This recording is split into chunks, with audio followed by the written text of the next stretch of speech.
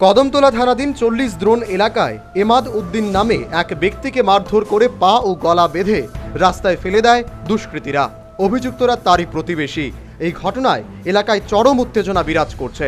মঙ্গলবার সকালে এই নির্মম ঘটনাটি ঘটে। পায়ে দড়ি দিয়ে ও গলায় গামছা দিয়ে বাঁধা অবস্থায় ওই ব্যক্তিকে দেখতে পেয়ে মসজিদের ইমাম ও প্রতিবেশীরা কদমতলা থানায় খবর দেন।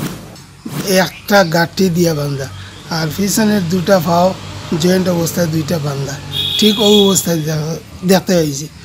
যখন দিয়ালাম তো আমার পাশের বাকি যে লোকজন ছিল নামাজ থেকে বাইর হওয়ার পর ওদেরকে ডাকিয়ে আনছি, ডাকিয়ে এনে তাদেরকে দেখাইলাম যে দেখেন এসে এই অবস্থায় কি থেকে।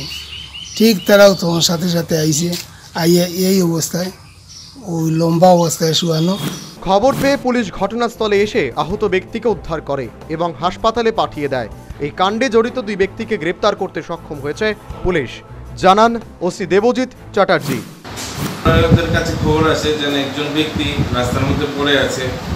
এই খবর পাওয়ার পর আমরা যাই এবং ফায়ার সার্ভিসও যায়, গিয়ে উদ্ধার করে কদমতলা হসপিটালে নিয়ে আসে। এর পরবর্তী সময়ে অবস্থা সংকটপন্ন দেখে ওকে ধর্মনগর হসপিটালে রেফার করা হয়। বর্তমান সে এখন চিকিৎসাধীন রয়েছে। তো উক্ত বিষয়টি মামলা নেওয়া হয়েছে।